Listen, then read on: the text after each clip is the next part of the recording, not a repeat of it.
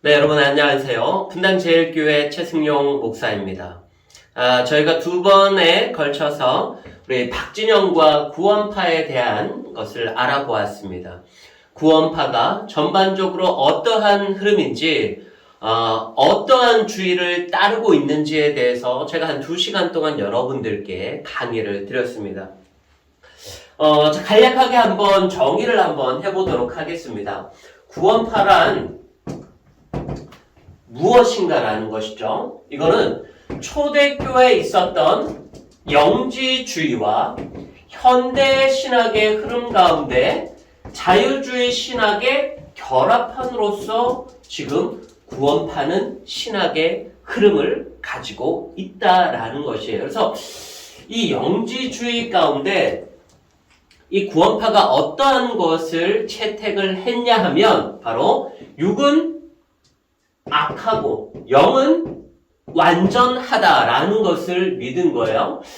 여기에서 이 육의 악함을 통해서 에피쿠로스 학파와 스토아 학파가 있는데 예수님이 이 스토아 학파랑 조금 더 가깝다라고 말씀을 드렸고, 그래서 이 에피쿠로스 학파가 택한 것이 무엇이냐면은 인간의 정욕과 탐욕과 그 다음에 인간이 지을 수 있는 모든 그러한 죄를 짓고도 율법적으로도 도덕적으로도 양심적으로도 전혀 양심의 가책을 느끼지 않아도 우리는 영의 완전한 이데아만 깨달으면 이 그노시즘을 깨달으면 우리는 천국 갈 수 있다라는 그 사상을 이 구원파에서 영지주의의 거를 가져오게 됩니다.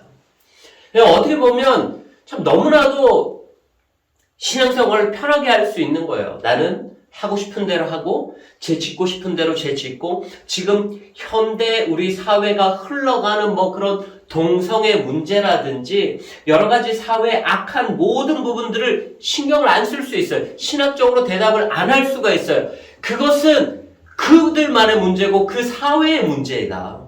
성경적인 문제가 아니다. 이런 식으로 다 대답을 회피해 버려가면서 자기 자신이 어느 정도 이 땅 가운데 죄를 짓고 살아도 전혀 괜찮다라고 주장하는 것이 이 구원파 영지주의의 에피쿠로스 학파의 이 이론을 가지고 오는 거예요. 그리고 이 자유주의 신학에서 어떤 흐름을 가지고 오느냐면 하나님과 인간은 동등의 개념으로 보는 거예요. 하나님의 선물로 우리는 구원에 이릅니다. 그런데 이 구원파에서는 인간의 깨달음으로 이 구원에 이를 수 있다는 거예요. 그리고 이 구원은 예수 그리스도를 통해서 되는 것이 아니다.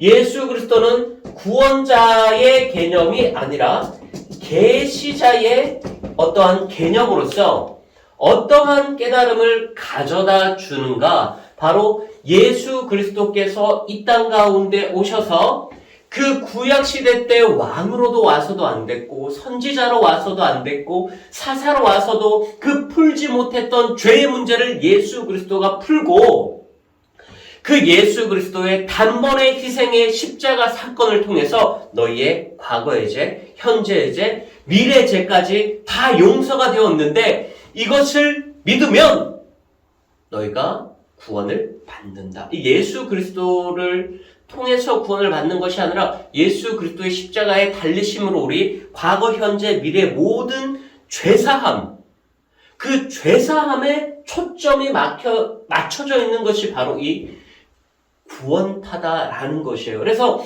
구원에 이르는 것이 인간의 어떤 깨달음과 노력이 굉장히 강조가 되는 것이 이 구원파다. 하나님의 선물로 오는 것이 아니라 깨달음으로부터 오고, 그렇기 때문에 이 성경 공부를 구원파는 엄청나게 합니다. 제가 부러운 건 이거 딱 하나예요. 성경 공부를 엄청나게 해요. 여러분들 신천지도 잘 아시다시피 월화 목금 주 4회 하루에 7시간씩 얼마나 성경 공부를 많이 많이 해요. 이 구원파도 마찬가지예요. 일주일 동안 합숙하면서 하루 종일 이 성경을 파는 거예요. 그만큼 성경 공부에 대해서 열심을 하는 거예요. 제가 부러운 건 딱 이거 하나예요. 너무 열심히 공부한다는 거죠. 너무 열심히. 근데 왜냐? 우리 가운데 깨달음이 있어줘야 되니까. 인간의 노력으로 그 구원의 경지에 도달하려고 하니까 그만큼 인간의 노력이 많이 들어가는 거예요. 성경 공부 너무나도 열심히 한다는 것이죠. 그래서 전반적인 이 구원파의 흐름에 대해서 저희들이 살펴보았어요. 그래서 이 박진영이 이 책 가운데 무엇을 위해 살죠? 그리고 그 일주일 동안, 5일 동안 복음 세미나라는 것을 했단 말이에요. 그래서 그 박진영의 책과 복음 세미나 가운데서 나온 이야기들을 가지고 제가 또 여러분들과 한번 또 공부를 해보려고 해요. 자, 이 박진영이 2009년도에 이혼을 하게 됩니다. 이 책에서 지금 소개를 하고 있는 것이 이 자기 자신이 이혼을 하게 된 그 이유가 뭐냐면 미국으로 진출을 해서 미국에서 생활을 하고 있다 보니까 가정과 멀어지고 아내와도 멀어지는 그러한 삶을 살면서 2009년에 이혼을 하게 돼요. 그 이혼을 하게 되었다가 2013년에 다시 재혼을 하게 됩니다. 그런데 이 재혼을 하면서 나왔던 그러한 사실들이 무엇이냐면은 이 구원파에 이 유병원 회장의 동생 유병호라고 하는 이분의 딸과 이 박진영이 둘이 이제 결혼을 하게 됩니다. 자, 그런데 구원파는요, 다른 종교랑은 결혼을 하지 않습니다. 같은 구원파끼리 안에서 내에서만 결혼을 해요. 그래서 이 박진영이 2009년도에 이혼을 하고 2013년까지 이 재혼을 하면서 이 딸과 어느 정도 성경 공부가 있었으리라 생각이 됩니다. 왜냐? 구원파끼리 결혼할 수 있기 때문에 그래요. 박진영은 이 저서에서 자기 자신은 중학교 때까지 신앙생활을 했다라고 고백을 하고 있어요. 중학교 때까지 신앙생활을 고백을 했다가 어떤 사람은 천국을 가고 어떤 사람은 지옥을 가고 어떤 사람은 죄가 많고 어떤 사람은 죄가 적고 막 이러한 부분들 때문에 소위 실망을 해서 교회를 떠났다고 합니다. 그 교회를 떠났다가 이 유병호의 딸과 재혼을 하게 되면서 구원파와 굉장히 밀접한 연관을 맺게 되고 그리고 이때부터 박진영이 성경 공부라는 것을 진행을 하게 돼요. 근데 이 성경 공부라는 것을 시작을 하다가 어떠한 일이 있냐 하면 자기 자신은 이 죄사함에 대해서 확신이 아직까지 부족한데 자신의 성경 공부를 수강하는 학생들은 죄사함에 대해서도 인정을 하고 거듭남에 이르더라. 그리고 이 거듭남 이후에 간증을 통해서 주변 사람들에게 그 간증문을 나누더라. 이러한 일들이 막 일어나더라. 그래서 박진영이 생각을 하는 것이 그거예요. 나는 이렇게 확신이 안 서는데 그럼에도 불구하고 이 유병원의 딸과 성경 공부를 약 한 3, 4년 동안 하면서 어느 정도 굉장한 경제까지 올랐겠죠. 이론적으로 굉장히 올랐겠죠. 그런데 자기가 그러한 지식적인 것을 바탕으로 성경 공부를 하게 되는데 많은 사람들이 거듭나게 되고 죄사함에 대해서 인정을 하게 되고 간증을 하게 되는 부분들에 대해서 놀랍다라고 이 책에서 기술을 하고 있어요. 참 이 부분도 너무나도 아이러니한 거죠. 아직까지 자기 자신은 이 부분이 믿어지지 않고 확신이 들지 않는데도 불구하고 성경 공부를 인도했다라는 거예요. 자, 그런데 박진영이 이 하나님에 대해서 인식을 하는데 하나님은 이 땅의 창조주여야만 한다라는 전제가 있었대요. 그래서 모든 종교 가운데 어떤 창조주가 있나 찾아봤더니 그 창조주는 이제 우리 기독교 가운데 있는데 그 기독교 가운데 있기 때문에 성경을 하루에 8시간 이상씩 무조건 성경을 공부하고 자기 자신이 팠다 그래요. 그리고 예루살렘으로 떠나게 됩니다. 약 3개월 동안요. 예루살렘으로 3개월 동안 떠나면서 예루살렘의 모든 지역을 살펴보면서 성경에 오류가 있는가? 예수님이 방문하였던 곳은 어딘가? 이렇게 이스라엘을 탐방을 하게 됩니다.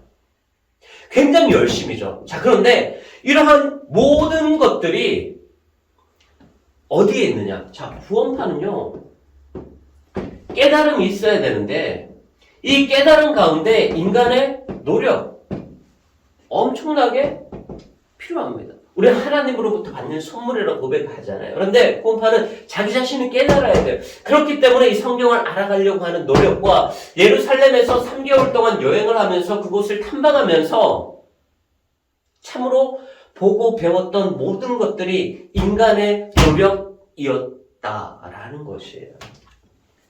참 이 부분은 너무나 많은 열심이 있지만 정말 이스라엘 백성들 가운데 예수님께서 지적했던 그 바리새인과 사두개인들의 모습 같은 거예요. 너희가 박하와 해양과 근처에 11조는 드리지만 하나님에 대한 사랑은 잃어버려. 그러니까 너무 자기 자신의 그 열심으로 깨달음으로 이 성경을 접하고 이 구원파에 대한 그 구원의 전제를 깔아놓고 모든 것들을 성경적으로 맞추다 보니까 아무리 성경을 읽고 아무리 예루살렘에 가서 하나님에 대한 것을 예수님께서 그 밟았던 그 지역을 다 탐방해봐도 바뀌지가 않는 거예요.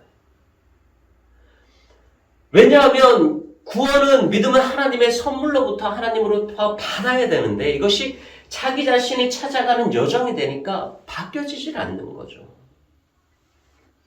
그러면서 박진영이 이 복음 세미나를 하면서 세대주의 종말론에 대해서 먼저 이야기를 쫙 하는 거예요. 창조에서부터 시작해서 자기 자신은 자연과학을 전공한 사람이라고 이야기를 해요. 그러면서 성경에 나오는 그 창조와 족보 부분이나 여러 가지 성경의 나래한 부분을 과학과 연관 지어가면서 이것이 태양인데 이 태양을 막 7만 킬로미터로 이 지구랑 모든 우주계가 이제 존재를 하면서 이렇게 달리고 있는데 이것을 과학적으로 증명하면서 굉장히 그럴싸하게 와, 그럴싸하다. 이런 식으로 과학적인 논리로 접근을 막 하게 돼요. 그러면서 이러한 모든 것들을 하나님의 창조의 섭리에 굉장히 감격해하는 모습을 보면서 하나님의 이 창조를 칭찬을 하고 있는데 이 세대주의 종말론으로 접어들면서 이 박진영이 성경에 대해서 강의를 합니다. 그런데 여러분들 이 세대주의 종말론에 대해서 혹시 아시나요? 세대주의 종말론은 과연 또 무엇일까요? 제가 참 이것을 공부를 하면서 정말 여러 가지 부분을 알아야 되겠다. 우리가 신앙생활을 하면서 모르고 있는 부분들이 너무나도 많았다. 이거는 목사님들만 알면 되는 거지 라고 생각했던 부분들이 너무나도 많은 거예요. 그런데 그때는 목사님들을 통해서만 어떠한 지식이 전달이 되었다면 지금은 뭐 유튜브나 이런 것들을 통해서 너무나 많이 우리가 지식을 전달을 받을 수 있기 때문에 무엇이 정통이고 무엇이 사실인지를 우리가 인정하지 않고 듣다가 보면 이것이 맞구나.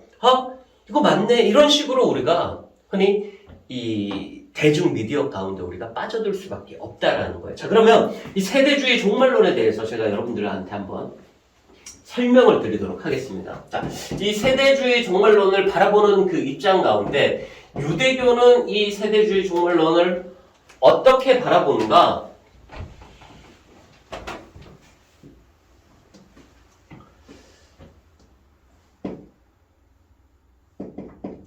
자, 예수님 오심. 이때 예수님이 오면서 유대인의 지상 낙원이 이루어진다 라고 이야기를 하고 있어요. 왜 예수님이 오신다라고 이야기를 했는가? 이 유대교는 아직까지 메시아가 안 왔잖아요. 자, 여기를 예수님께서 오신 그 시기라고 이렇게 한번 표현을 해봅시다. 다른 모든 종교에서는 이 예수님께서 오심이 있어요. 그런데 아직까지 유대교는 예수님이 오시지 않았기 때문에 예수님께서 오시고 나서부터는 유대인의 지상낙원이 이루어질 거다라고 이야기를 하고 있어요. 자, 여기에서 이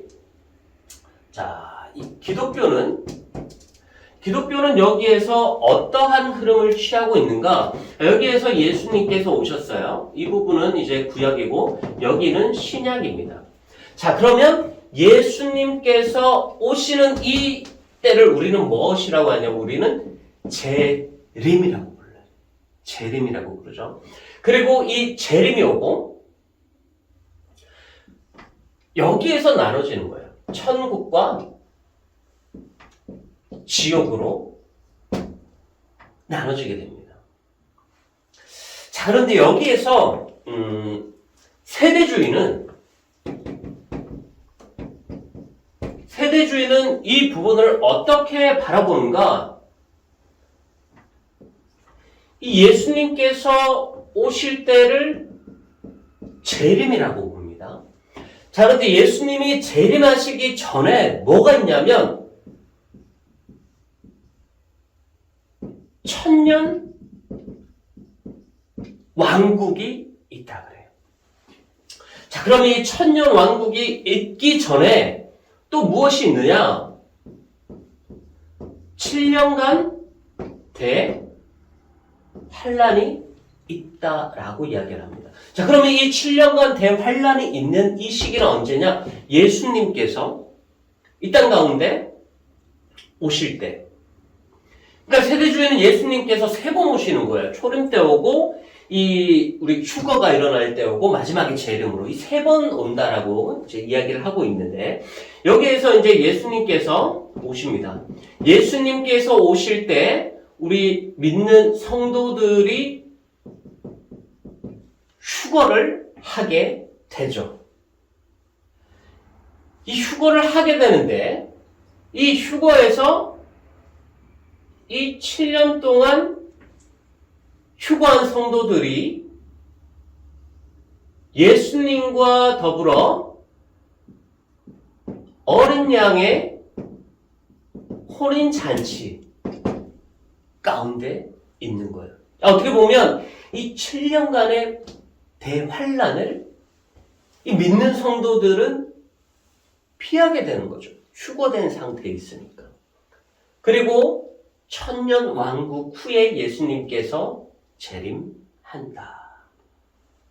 자, 여기에서 예수님께서 재림해서 여기에서 이제 또 결말이 또 어떻게 흘러가느냐? 여기에서 교회는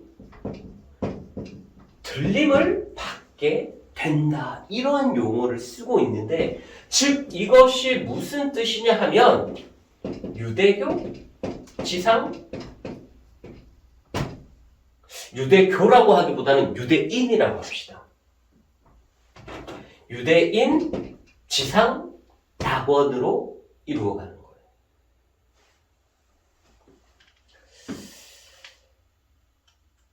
많은 목사님들이 이 세대주의에 지금 막 혹하고 있는데 여기에서 자꾸 관가를 해요. 뭐냐면 유대교의 마지막도 유대인 지상낙원인데 세대주의의 마지막도 유대인의 지상낙원. 그러니까 이 마지막의 흐름이 비슷하기 때문에 우리 장로교에서는 이 세대주의를 별로 따르지 않아요. 자, 그럼 박진영은 어디를 따라요? 박진영이 이 세대주의를 지금 따르고 있다라는 거예요. 그래서 우리가 이 세대주의를 알아야 돼요. 아니면 야 진짜네? 와 정말 혹하네? 아 저런 성경 해석 방법도 있었어? 아 성경이 딱딱딱 맞아 떨어지네? 이것이 바로 세대주의예요. 왜냐하면 여기 세대주의에서 내세우는 것이 무엇이냐면은 데살로니가 후서 4장 3절 가운데 보면 멸망의 아들. 이 멸망의 아들이 이 땅 가운데 와서 전 세계를 다스린다. 이렇게 이야기를 하고 있어요. 그런데 이 부분을 세대주의자들은 어떻게, 무엇으로 바라보냐 하면은 이것을 종교 통합으로 바라보고 있어요. 종교 통합이요. 자, 여기에서 멸망의 아들들이 이 세상에 와서 전 인류를 다스리려고 하면 종교가 통합이 되어야 되고요. 언어가 통합이 되어야 합니다. 이런 여러 가지 것들 때문에 나오는 이야기들이 어떠한 이야기들이냐 하면 이 종교 통합 부분에 있어서 자, 이 종교 통합에 있어서 이 트럼프의 역할을 굉장히 중요하게 봤어요. 몇 년 전에 이 트럼프가 이 이스라엘 가운데 찾아가게 됩니다. 이 트럼프 대통령이 이스라엘을 엄청나게 많이 밀어주는 거예요.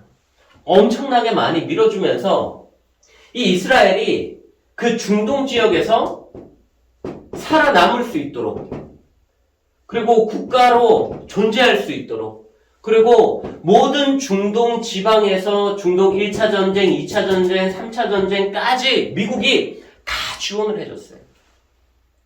그러면서 이스라엘 수도를 다시 예루살렘으로 갈 수 있도록 엄청나게 지금 도와주고 있는 거예요. 그러면서 한간에는 이 트럼프 대통령이 그러면 이 멸망의 아들이 아닌가? 종교를 통합시키고 언어를 통합시키고 모든 나라를 다스릴 그런 이야기까지도 나왔었어요. 자, 그러면서 또 뭐 나왔던 것이 이제 무엇이냐면 제 삼성전 이야기도 이제 막 나오는 거예요. 이 제3성전이 무엇이냐면 이스라엘 백성들이 성전을 3번 짓는다라는 거예요. 자, 첫 번째는 언제 짓느냐?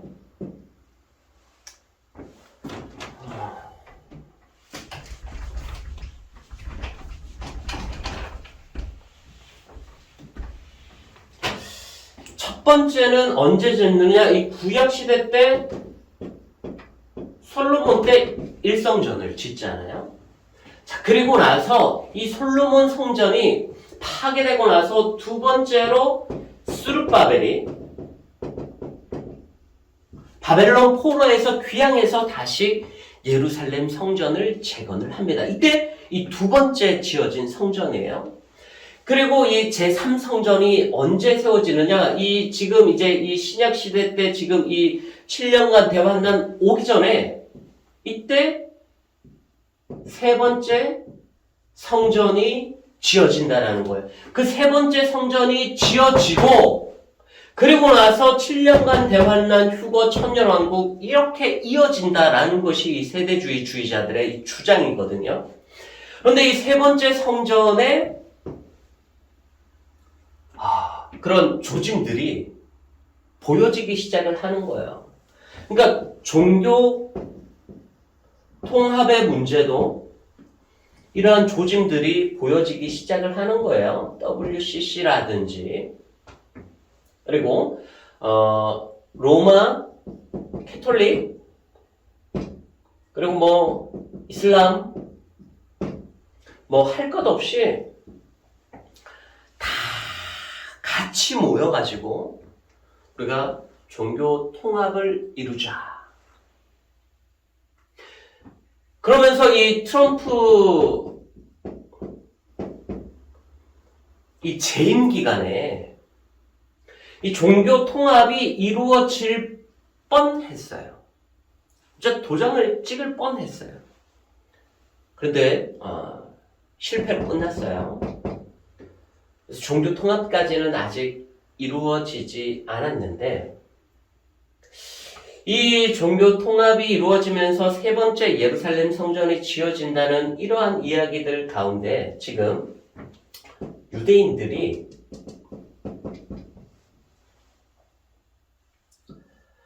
예루살렘 성전을 지을 모든 준비가 끝났다라는 기사들이 막 나와요. 모든 준비는 끝났다. 준비 끝. 왜요? 유대인들이 돈이 엄청나게 많아요. 돈이 부족해서 예루살렘 성전을 못 짓는 것이 아니에요. 땅이 없어서 못 짓는 거예요. 땅이 없어서. 왜냐하면 지금 그 예루살렘 성전은 이슬람이 장악하고 있거든요. 이슬람이 장악하고 그 예루살렘 성전을 이슬람 성지로 사용을 하고 있어요. 그런데 지금 또 하나 나온 가설이 무엇이냐면 지금 예루살렘에 있는 이 이슬람 성전은 이 수르바벨 성전의 장소가 아니다라는 거죠. 그럼 어디냐?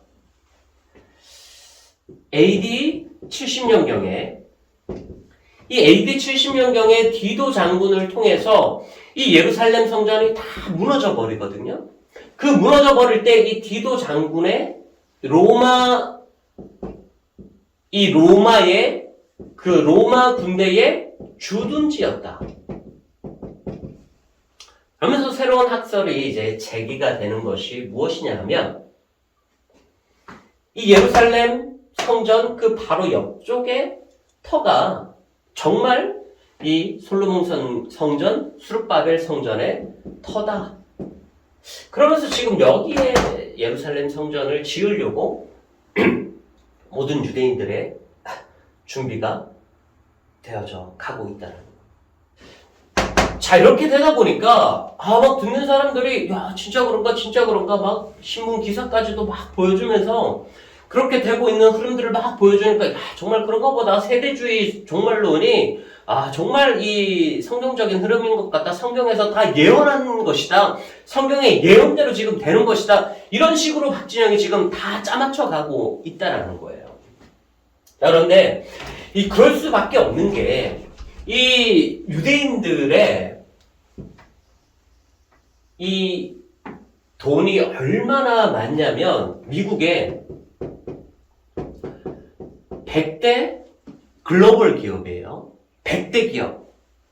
그 중에 40개가 유대인이 운영하고 있는 회사예요. 그만큼 유대인의 영향력이 굉장합니다. 이 유대인이 미국 가운데 많이 흩어져 있는데 거기에서 유대인이 무엇을 장악하고 있느냐? 헐리우드. 모든 영화의 제작, 그 다음에 방송, 미디어 다 장악하고 있는 거예요. 넷플릭스, 스타벅스, 구글,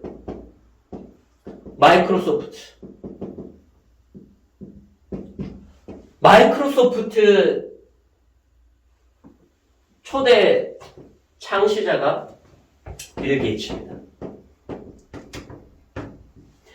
이 빌 게이츠와 해서 지금 음모론이 아직까지도 나오는데 백신,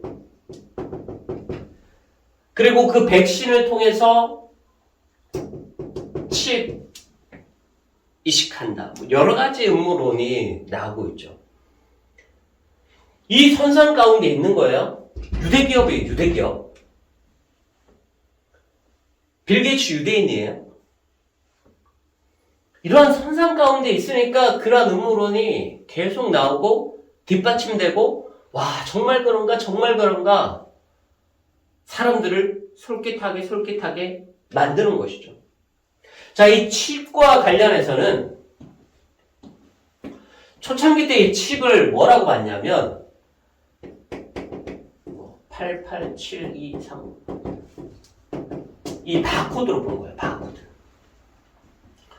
바코드로 봤을 때는, 그때는 뭐 영화가 이렇게 막 머리 뒤집으면 여기에다가 이제 머리 가운데 막 666 나오고 막 그 시절의 바코드. 그런데 이것이 조금 지나고 나니까 신용카드 지나고 나니까 이제는 베리 칩이라고 해서 요 손가락 사이에 이식을 하는 거예요. 손가락 사이에 이렇게 딱 이식을 하면 쌀툴만 해요. 딱 이식을 하면은 회사에 출근을 하면서도 이걸로 그냥 탁 하면은 그냥 자동으로 이제 누가 온지 다 아는 거예요. 여기에 이제 고유 번호가 심겨지는 것이죠. 그런 식으로 해서 지금 베리칩이 그만큼 많이 발전이 되어지고 있는데, 그 베리칩도 다 세대주의 흐름 가운데 있는 거예요. 빌 게이츠 음모론도 다 세대주의 흐름 가운데 있는 거예요, 여러분들. 그래서 지금 뭐 백신 맞아야 됩니까? 말아야 됩니까? 그런 얘기 굉장히 지금 많이 하고 있죠. 백신을 맞았는데 그 백신에서 뭐 이상한 생물체가 나왔다. 뭐 백신을 현미경으로 살펴보았는데 뭐 거기에서 뭐 굉장히 이상한 걸로 뭐 나왔다. 뭐 그런 것들 많이 나오고 있는데, 그것이 다 이 세대주의 흐름 가운데 있는 그런 음모론이에요.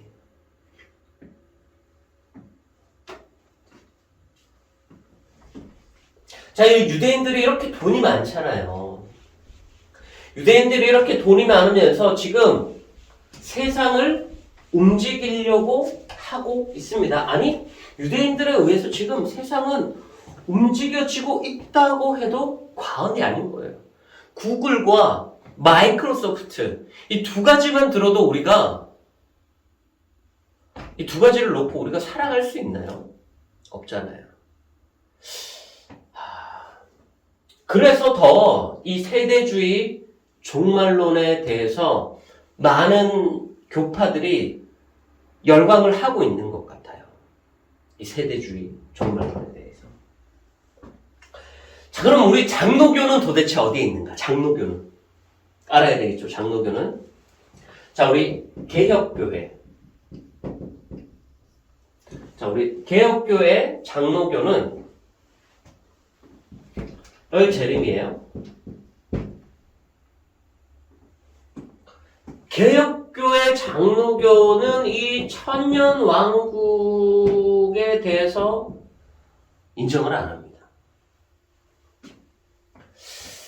그리고 예수님께서 오시는 날 이 휴거에 대한 부분들에 대해서 굳이 뭐 이렇게 휴거라고 쓸까? 뭐 이렇게 공중으로 들려 올라간다. 그러한 표현을 이제 지금 쓰고 있잖아요. 예수님께서 재림하시는 이 순간 천국과 지옥으로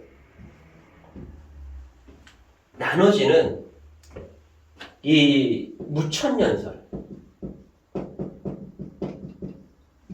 이 무천년설을 장로교는 지지를 하고 있습니다. 자, 그래서 우리가 한번 성경을 한번 보게 되면 데살로니가 전서 4장 17절 말씀, 성경은 이렇게 기록을 하고 있습니다. 주께서 호령과 천사장의 소리와 하나님의 나팔 소리로 친히 하늘로부터 강림하시리니 그리스도 안에서 죽은 자들이 먼저 일어나고 요 재림했을 때 만약에 죽어있는 자들이 있으면 이 죽어있는 자들이 먼저 일어난다라고 이야기를 하고 있어요. 그 후에 우리 살아있는 자들, 우리 살아있는 자들도 그들과 함께 구름 속으로 끌어올려 공중에서 주를 영접하게 하시리니 이 죽은 자들이 올라가고 그 다음에 우리도 공중으로 같이 끌어올려가요. 그러면서 우리가 항상 주와 함께 있으리라. 여기에서 이제 우리는 천국 백성이 된다. 이것이 데살로니가 전서에서 이야기를 하고 있는 예수님의 재림의 때에 대해서 표현을 하고 있는 것입니다.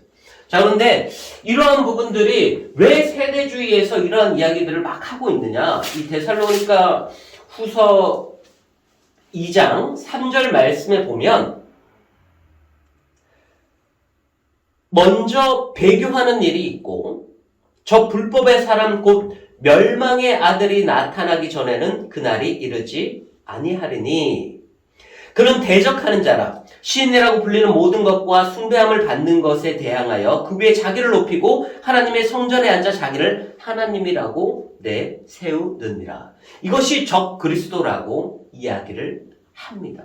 그리고 요한계시록 13장 가운데 5절 말씀 가운데 보면 4절에 용이 짐승에게 권세를 줌으로 용에게 경배하며 짐승에게 경배한다. 그리고 이 42달 동안 일할 권세를 받는다. 이런 것들과 요한계시록 20장 천년왕국 이런 것들을 통해서 이 세대주의자들이